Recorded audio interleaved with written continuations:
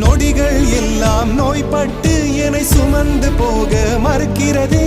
மொழிகள் எல்லாம் முடமாகி என் மௌனத்தை கூட எரிக்கிறதே. சுவாசிக்க கூட முடியவில்லை, என்னை வாசிக்க மண்ணில் எவருமில்லை.